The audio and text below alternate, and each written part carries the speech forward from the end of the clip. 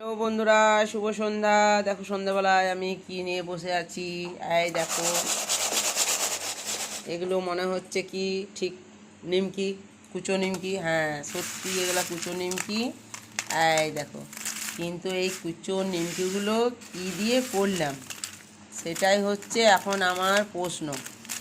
এগুলো আমার কালকার দুখানা রুটি ছিল, বাসি রুটি ফ্রিজে রাখা ছিল।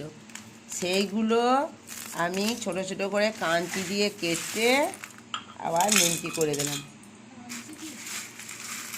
কাঁচি দিয়ে কাটতে হয়, কাঁচি দিয়ে কেটে ছোট ছোট করে আমি কেটে দিলাম।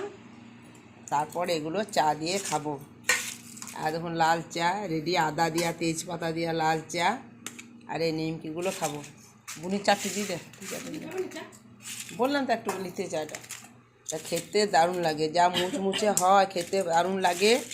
আমি বলতে চাই তোমাদেরকেও, যে অনেকেই তো বাসি রুটি থাকে, যদি ফ্রিজে রাখা হয় বা বাইরেও শীতকালে বাইরেও থাকে কোনো অসুবিধা হবে না। দুটো তিনটে যদি রুটি থাকে, সেই রুটিগুলো অনেকে বাসি রুটি খায় না। এটা গরম রুটি আমার হয়ে গেল। এটা আবার গরম রুটি, চায়ের সাথে এটাও খাবো। তো যদি দুটো তিনটে রুটি থেকে যায় পেরো, তো এইগুলো এইভাবে কুচো নিমকি করে ঘিয়ে হোক বা তেলে হোক ভেজে নেবেন। খেতে কিন্তু দারুণ লাগে, খুব মুচমুচে হয়েছে, খেতেও ভালো হয়েছে। ওই খেতে ভালো হয়েছে, বল কিছু খেতে ভালো হয়েছে। বল বল বল। খা। আমি এগুলো বরাবরই করি, আর এখানে নতুন করি নাই, বরাবরই করি। রুটি থাকলে কিন্তু আমি রুটি ফেলে দিই না।